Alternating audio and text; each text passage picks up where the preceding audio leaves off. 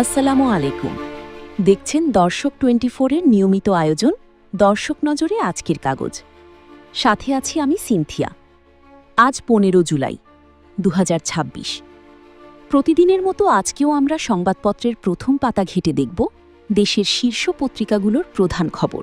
আজকের প্রধান আলোচনায় থাকছে এইচএসসি পরীক্ষার্থীদের বিক্ষোভ আন্দোলন ও দেশজুড়ে সড়ক অবরোধের খবর, মেয়াদোত্তীর্ণ ওষুধের কারণে কোটি প্রাণীর মারাত্মক স্বাস্থ্য ঝুঁকি এবং শেখ হাসিনা সহ 11 শিল্প প্রতিষ্ঠানের অর্থ পাচার তদন্তে অর্থ মন্ত্রণালয়ের চিঠি। শুরুতেই নজর দিই দৈনিক ইত্তেফাক পত্রিকার পাতায়।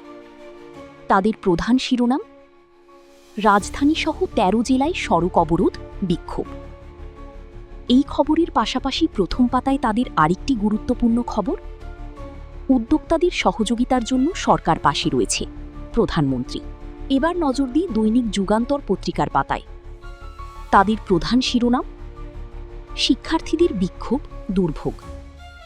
পাশাপাশি প্রথম পাতায় তারাও গুরুত্ব দিয়েছে আরেকটি খবর, তদন্তে গতি আনতে দুদককে চিঠি দিল অর্থ মন্ত্রণালয়।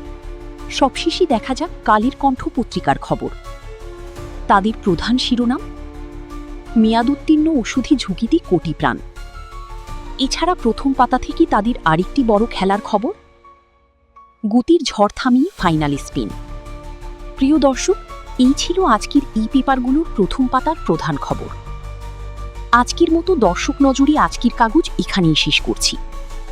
প্রতিদিন সকালে পত্রিকার খবর পেতে সাবস্ক্রাইব করুন দর্শক 24। দেখা হবে আগামীকাল।